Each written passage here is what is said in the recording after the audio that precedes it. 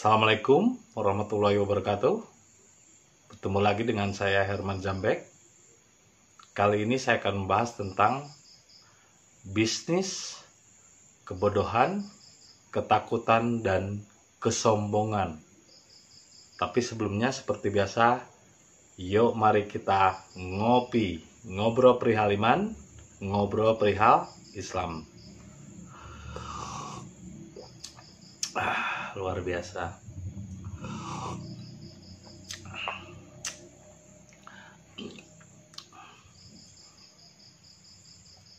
Kenapa saya ngambil judul bisnis, kebodohan, ketakutan, dan kesombongan?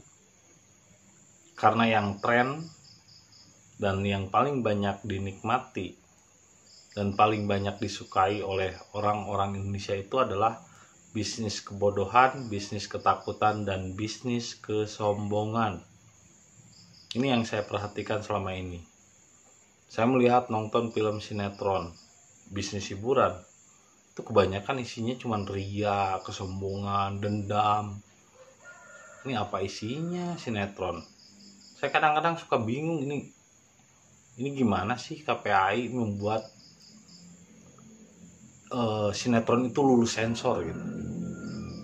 Tapi nggak salah juga sih, masalahnya statement KPAI kemarin juga katanya renang di kolam renang itu dapat menyebabkan kehamilan bagi perempuan. Ya elah, namanya laki-laki kalau renang di tempat renang umum itu yang ada barangnya mengkerut, nggak mungkin ngeluarin sperma. Lagian sperma juga nggak mungkin itu bisa hidup di dalam air. Ini kok pantas saja yang melegalkan dan yang meloloskan sensor itu yang seperti itu cara berpikirnya gitu. Kadang saya nggak habis pikir ngeliat sinetron. Akhirnya saya nggak pernah udah berapa puluh tahun saya nggak pernah nonton sinetron di Indonesia itu. Karena yang saya lihat itu yang ditontonkan hanya dendam, balas dendam, baik, buruk, kelihatan banget yang buruknya. Kadang-kadang yang buruk jadi hero lagi. Terus yang dipertontonkan cuma ria, kesombongan, dan kekayaan. Tapi anehnya, bisnis entertainment seperti itu yang lebih marak dan disukai. Sehingga tanpa sadar orang Indonesia sudah terbiasa melihat hal-hal yang berbentuk ria, hal-hal yang berbentuk kesombongan. Ya kan? Nah ini yang saya nggak habis pikir. Dan yang paling banyak diminati itu adalah terutama ini sekarang sinetron taruhlah udah agak kurang peminatnya. Kenapa saya bahas tentang bisnis kebodohan, ketakutan, dan kesombongan? Nah ini 3 hal ini harusnya kita berlomba-lomba, harusnya kita saling bahu-membahu untuk melakukan edukasi. Kenapa saya tiba-tiba muncul di dalam YouTube? Karena saking kesalnya ngelihat yang trending, yang terkenal di YouTube itu justru saya perhatikan, saya lihat, walaupun saya nggak pernah nonton ya video-videonya. Itu yang saya tontonin apaan ya? Kok cuma menontonkan kemewahan, trending, yang akhirnya penonton yang suka dengan tontonan seperti itu semakin bodoh. Nggak ada pendidikannya sama sekali. Yang nonton semakin bodoh, yang ditontonnya, yang membuat YouTube-nya malah semakin kaya. Waduh, ini kenapa terjadi di Indonesia ini? Dan kenapa coba lihat YouTuber luar, saya seperti lihat Sarah itu, dia bicara bahasa Indonesia walaupun orang Amerika dan memang pernah tinggal di Indonesia, dan banyak YouTuber orang Rusia, Jerman, Skotlandia, terus orang mana gitu yang menikah sama orang Belanda, itu banyak akhirnya YouTuber dunia pun menggunakan bahasa Indonesia, atau mereka mengubah lirik-lirik lagu Indonesia. Kayak YouTuber yang cowok tuh, baik cowok, cewek, artis-artis dunia udah melirik pangsa pasar, akhirnya mengubah lagu Nmes yang Hanya Rindu ataupun yang lagu-lagu Nmes itu yang akhirnya dilirik dan diubah bahasa menjadi bahasa Inggris. Itu karena apa? Karena pangsa pasar dunia paling banyak penonton itu Indonesia. Berarti menunjukkan apa? Menunjukkan orang Indonesia lebih banyak nonton daripada bekerja. Menunjukkan malas. Orang Indonesia malas, lebih banyak sehari-harinya di handphone daripada bekerja dalam dunia yang nyata. Ini menunjukkan justru memang di satu sisi YouTube itu ada edukasi pendidikannya, tapi justru yang paling marak itu justru video-video yang hanya mempertontonkan kebodohan, mempertontonkan style, mempertontonkan kehidupannya, ria ini itu. Ini kan saya menyebutnya ini bisnis kebodohan. Jelas ini bisnis kebodohan. Karena apa? Yang nonton pakai kuota, nganggur. Sekolah misalnya minta dari orang tua uangnya buat dipakai menonton hal-hal yang nggak unfaedah, nggak ada faedahnya. Faedahnya apa coba? Cuma nonton ngeliat kemewahan, cuma nonton jalan-jalan orang ke luar negeri, ngapain? Nggak ada faedahnya, nggak menambah nutrisi gizi otak. Tapi anehnya video-video seperti itu kok malah subscribe-nya sampai jutaan, viewernya sampai puluhan juta. Saya nggak habis pikir gitu. Justru video-video YouTube yang mendidik malah sepi. Misalnya tutorial apa, malah jarang yang nonton, nggak sampai jutaan. Tapi video yang cuma mempertontonkan kemewahan, cuma mempertontonkan kebodohan, malah marak ditonton. Itu artinya saya juga nggak menyalahkan YouTubernya ya. Tapi ini kok yang nonton YouTube yang kayak gitu ya, pangsa pasarnya bagaimana Indonesia ini? Kok yang seperti itu malah yang ditonton, bukan yang mendidik. Ini yang saya nggak aneh gitu. Ini kebanyakan Indonesia ini orang lebih suka dengan bisnis kebodohan. Jadi yang nonton semakin bodoh, yang punya konten malah semakin kaya. Jadi sekarang tidak bisa YouTuber itu dikatakan, dulu mungkin konten kreator, disebutnya juga studio kreator kan, konten kreator. Walaupun saya YouTuber baru ya, baru 3 bulanan, 4 bulanan, pas bulan puasa aja saya bikin video YouTube. Termasuk pencapaian yang sukses juga, karena kan dalam 4 bulan sudah bisa mencapai 21.000 subscriber dengan penonton 3 juta lebih. Itu termasuk sukses sebetulnya. Tapi saya bukan yang dikejar, saya bukan mencari subscriber. Saya tidak pernah mengemis subscribe. Saya tidak pernah mengemis like. Saya tidak pernah memohon agar orang menonton video saya. Saya nggak peduli what the fuck hell doing. Jadi apapun yang orang pandang tentang saya nggak peduli. Saya menjadi diri saya sendiri. Saya menyampaikan pikiran-pikiran saya, ide-ide saya, gagasan-gagasan saya disampaikan kepada Anda, dan belajar untuk saling belajar, untuk lebih cerdas. Jangan menonton hal-hal yang nggak ada faedahnya. Nonton yang kayak kemewahan ini itu, jalan-jalan ke luar negeri, untuk apa sih hal-hal seperti itu? Jadi yang nonton makin bodoh, konten pembuat video YouTube-nya makin kaya. Tanpa sadar berarti mereka sedang mendukung orang-orang kaya. Ya udah, orang kaya nggak usah didukung lah gitu. Dan yang nonton juga jadi semakin bodoh karena nggak ada faedahnya, nggak ada unsur-unsur apanya gitu. Nah ini bisnis kebodohan ini paling marak di Indonesia.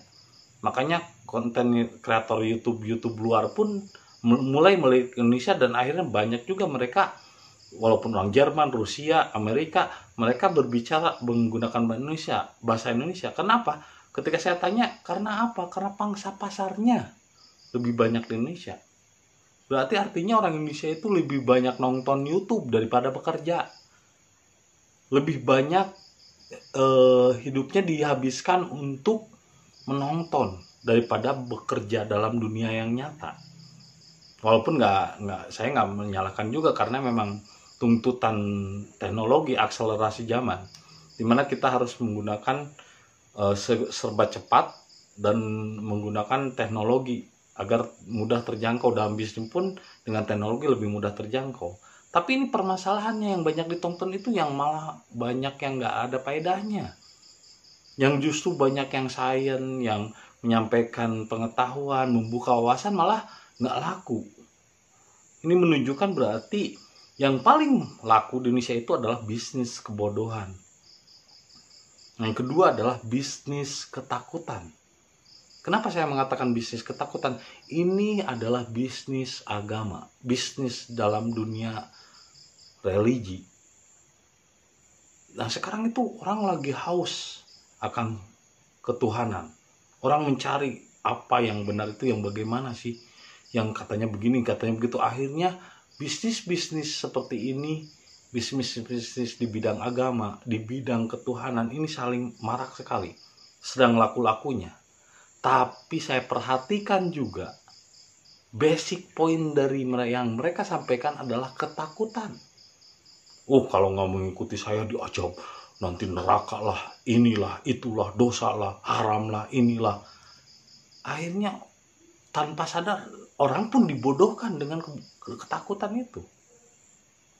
Makanya kenapa orang Indonesia itu jarang orang yang menjadi jarang yang meledak. Padahal Indonesia itu negara makmur. Apapun di Indonesia ada. Tapi kok kenapa hanya segelintir orang saja yang bisa sukses? Tapi pada umumnya orang masih suka mencerna hal-hal yang bodoh. Karena apa? Satu ini, basic karakter buildingnya. Karakter building di kita dari kecil kita udah diajari takut. Anak kecil aja coba, kalau keluar rumah kegelapan, ayo lo, nanti hantu lo. Lah bagaimana dia akan menjadi seorang mandiri yang pemberani? Sedangkan dari kecil saja dia sudah ditakut-takuti dengan hantu lah, inilah, itulah, film-film horor lah. Ini jelas membuat mental menjadi drop.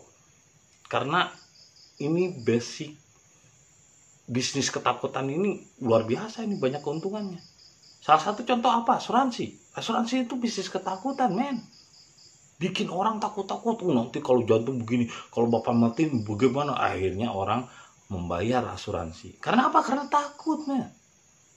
Ini bisnis ketakutan ini bisnis yang sangat renyah. Kiai-kiai ahli-ahli kitab ini banyak mengambil bisnis di ketakutan. Bisnis religi, bisnis agama ini bisnis dalam ketakutan. Orang dibuat jadi takut. Orang dibuat jadi trauma. Nanti kelihatan rambut sedikit katanya kalau pakai kerudung, nanti bapaknya, kakeknya, ibunya, adiknya, iparnya semuanya menanggung dosa. Ya elah. Nanggung dosa sendiri aja susah. Ini masa nanggung dosa orang lain? Ini orang dibuat bodoh juga dengan ketakutan. Karena dengan ketakutan orang tidak berani bertindak dan berkreasi. Saya tidak setuju kalau orang Indonesia dicekoki dengan satu bisnis kebodohan dan dua bisnis ketakutan. Karena ketakutan juga akan menimbulkan kebodohan. Tapi anehnya justru bisnis kebodohan dan ketakutan ini paling marak dan paling banyak peminatnya. Yang ketiga terakhir adalah bisnis kesombongan. Mempertunjukkan, saya kaya, keluarga saya lengkap, saya jalan-jalan ke Eropa, ke sini ke situ. Saya paling sebel itu kalau lihat orang-orang posting di Facebook, di YouTube tentang kemewahan. Sementara mungkin di tetangganya ada yang kelaparan. Jadi sebetulnya hidup itu bukan tentang kesuksesan yang dia raih, tapi apa yang pernah dia berikan kepada orang lain. Bukan sukses. Saya tidak pernah mengejar sukses. Saya lebih mengejar kepada daya guna.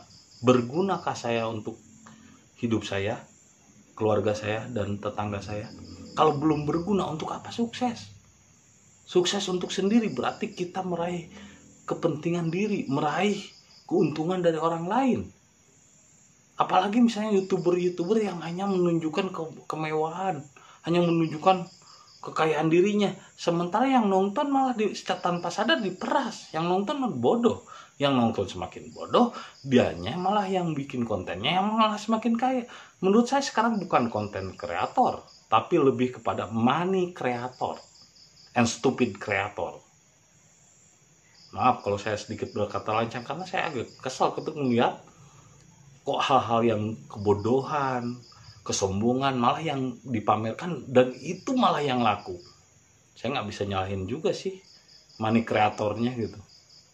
Yang jadi permasalahannya penontonnya, audiennya, penontonnya, penggemarnya. Ini kenapa hal-hal seperti itu malah digemari? Jadi ini yang paling aneh. Jadi banyak di Indonesia ini orang yang malah bisnis kebodohan, bisnis ketakutan, dan bisnis kesombongan malah lebih laku daripada bisnis yang sesungguhnya yang menampilkan tentang kreativitas. Kenapa saya nggak setuju? Karena saya sendiri seorang artis. Saya ini artis. Biarpun mungkin belum terkenal. Artis itu bahasa Inggris. Art itu artinya seni. Artis itu artinya pelaku seni. Saya itu seniman, saya itu pelukis. Kalau pelukis itu di luar negeri juga artis, men. Jadi artis itu bukan hanya penyanyi, pemain film, pesulap, ataupun tukang masak. Sekarang bisa disebut seni ya, disebut artis, kayak si Juna atau apa di film di TV siaran tentang masak, itu kan masak juga seni. Itu artis itu ada artinya pelaku seni, apapun itu. Meskipun misalnya pelawak juga kan seni, karena melawak juga bikin joke itu kan nggak mudah, men. Bikin joke itu juga butuh kecerdasan, itu juga butuh seni. Kalau kita nggak punya sense seni, sense feel, jadi kita kurang lah mengerti tentang bagaimana membuat orang tertawa, itu tidak garing, kan. Jadi tetap harus ada nilai dan unsur seninya. Maka itu disebut konten kreator. Itulah artis. Beda dengan orang yang mempertontonkan kekayaannya, mempertontonkan gengsi gaya, itu bukan artis, men. Itu namanya selebritis yang suka berpoya-poya, yang suka menontonkan kekayaan, yang suka menyombongkan kemewahan. Itu bukan artis, itu selebritis. Jadi selebritis bukan artis. Artis itu adalah seniman, pelaku seni, apapun yang digelutinya, seni apapun, mau tari, melukis, mematung, nyanyi, sulap, masak, atau apapun itu yang menghasilkan karya. Seperti ini, saya memperlihatkan karya-karya saya ini. Coba lihat karya-karya saya ini pelukis, saya ini artis painter. Kalau di luar negeri menyebutnya artis painter. Ini coba cek video berikut ini karya-karya saya. Nah, ini posisi di kamar belakang. Ini ada salah satu kamar yang memang sengaja saya bikin bar sendiri, saya bikin kafe sendiri untuk ngopi sendiri, paling juga untuk tamu-tamu yang ada. Ini kopinya dari mana-mana ya. Saya pecinta kopi, tapi saya juga seorang artis painter. Nah, ini karya saya yang judulnya Witness. Witness itu artinya adalah kesaksian. Jadi tujuan manusia diciptakan adalah untuk menjadi saksi atas kebesarannya. Nah, saya melukis ini 2009, 2010. Sebelumnya saya nggak tahu, saya ini secara intuisi aja, naluri.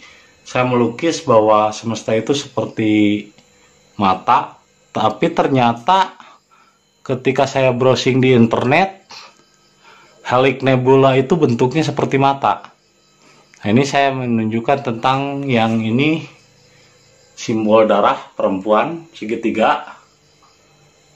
Nah, yang ini adalah simbol laki-laki putih. Naik ke atas berarti api, kalau itu darah air. Jadi air dan api, atau perempuan dan laki-laki, atau merah putih, bendera Indonesia. Jadi dunia ini tidak pernah lepas dari namanya dualisme. Nah, ini ada merah dan putih, dan di tengah kembali ke jati diri atau rohani. Nah, simbol yang bulat itu adalah simbol rohani, simbol spirit.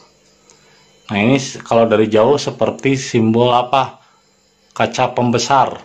Jadi matahari tidak akan bisa membakar tanpa difokuskan. Itu adalah simbol tentang kesaksian. Nah, ini lukisan yang lain lagi adalah, ini saya mau menunjukkan tentang lukisan realis, dimana airnya kayak nyata. Lihat aja detail airnya. Ini lukisan pakai cat akrilik. Nah, kenapa di atasnya ada segitiga juga? Segitiga itu simbol air. Perempuan itu air. Bahkan di Jepang, kalau misalnya mengambil geisha yang masih perawan disebutnya mizueg, mengambil air. Jadi air itu simbol perempuan, dan air yang berwarna merah adalah darah. Jadi perempuan itu adalah simbol darah, karena perempuan itu menstruasi, melahirkan dengan darah. Ini simbol perempuan.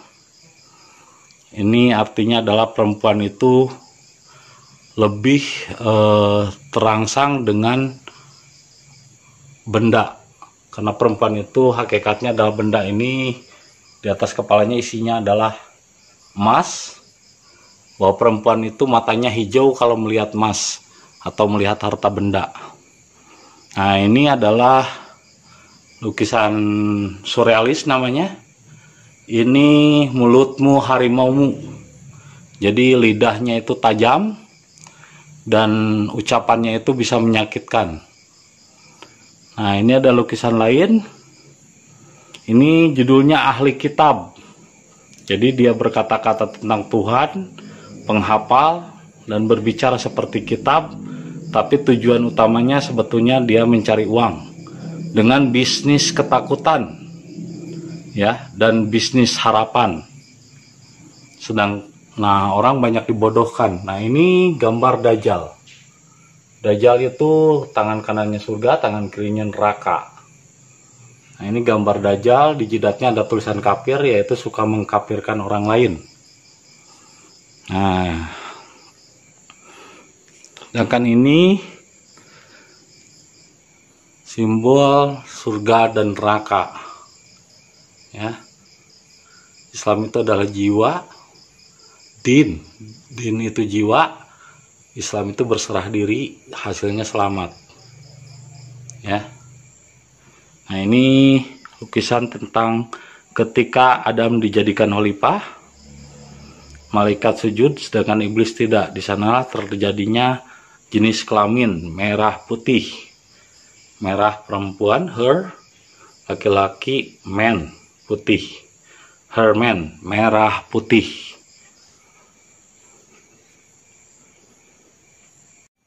Dan ini karya-karya lukis saya di kertas Canson, ya. Ini karyanya. Ini surga dan neraka. Tuh.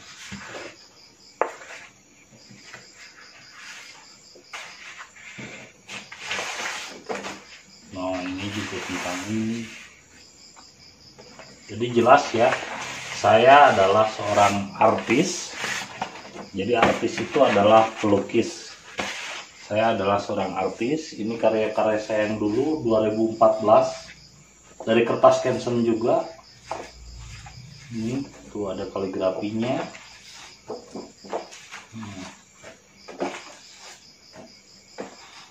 Ini saya udah kumpulkan sekian tahun berlamanya. Nah, cuman kalau ini jangan, ya. Ini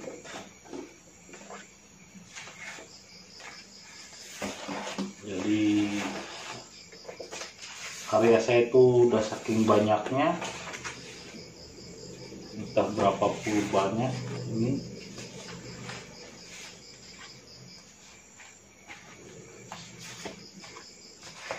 Ini saking banyaknya, ini berapa puluh, entah udah berapa puluh, ya.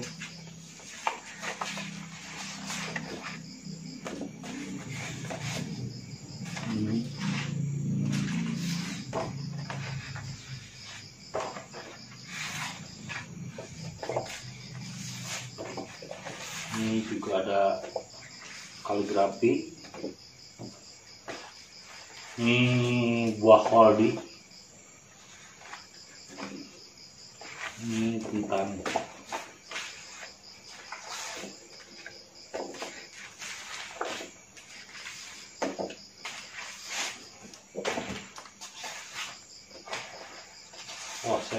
semakin banyak karya saya itu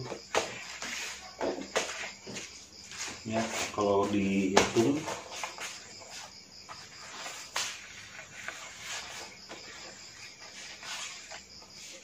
ini dari kertas Canson ya, cat air dari kertas Canson. Kertas Canson ini khusus cat air.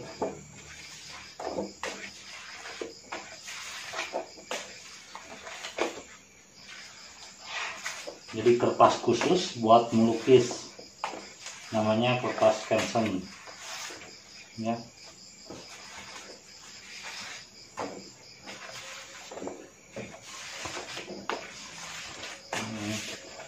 Ada juga yang belum selesai lukisannya.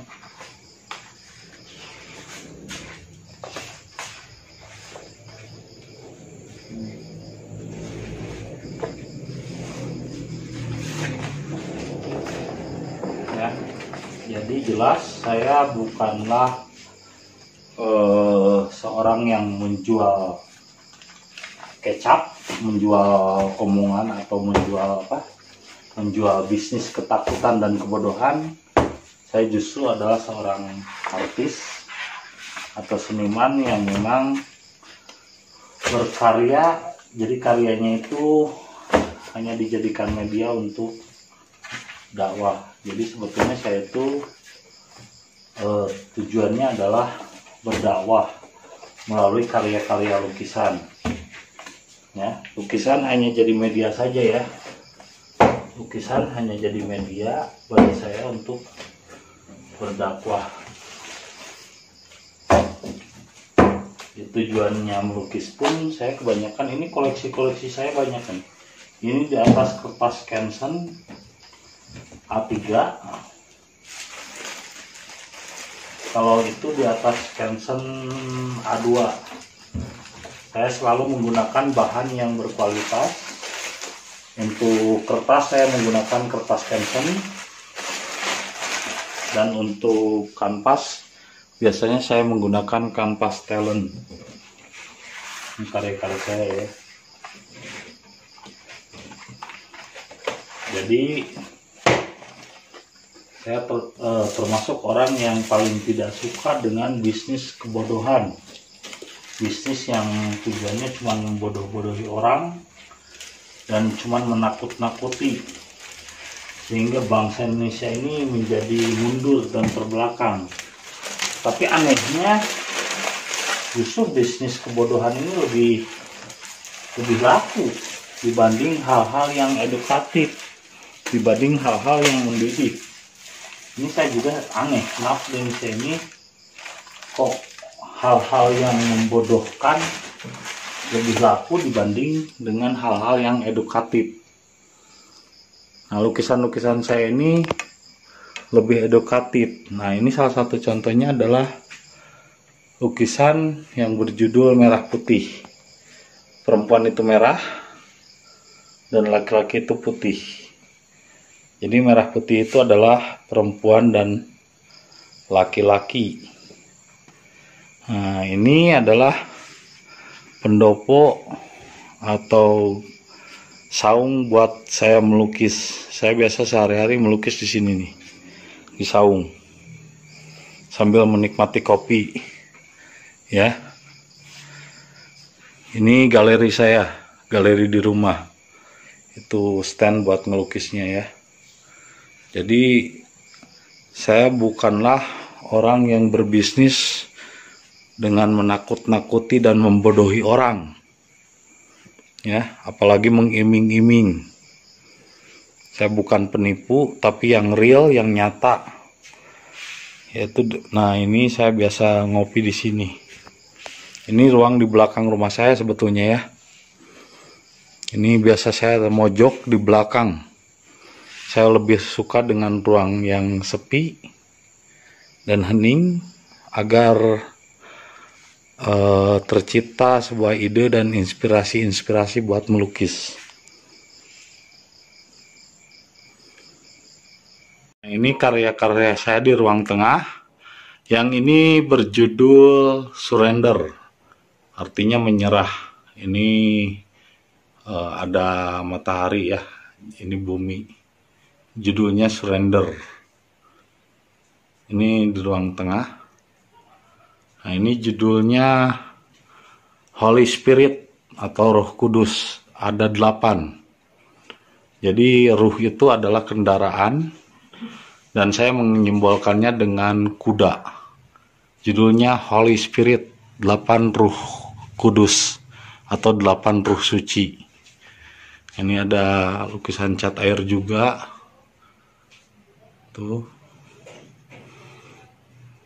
Nah, kalau ini adalah judulnya Nagara dan Nagari. Yang merah Nagara, air, naga air disebut Nagara, dan yang putih adalah Nagari, naga putih, naga air dan naga api. Yang kemarin rame marak yaitu antara cebong dan kampret, yaitu antara Nagara dan Nagari.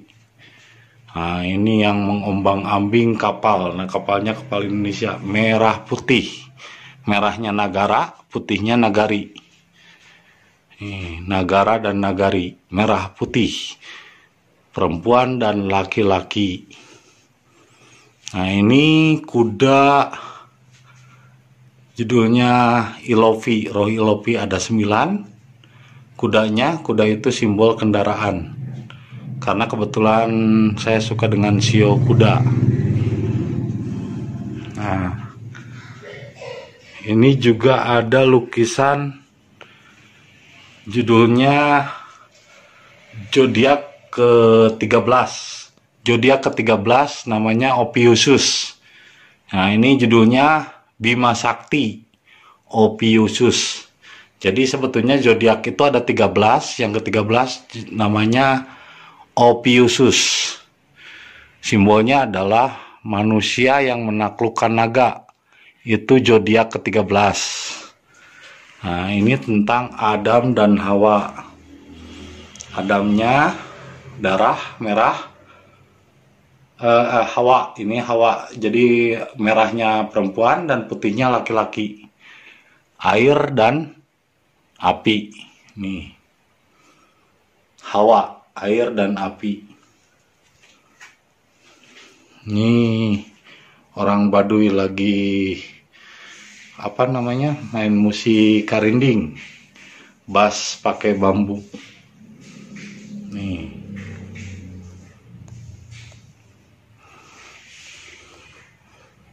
Nah, ini judulnya Interstellar.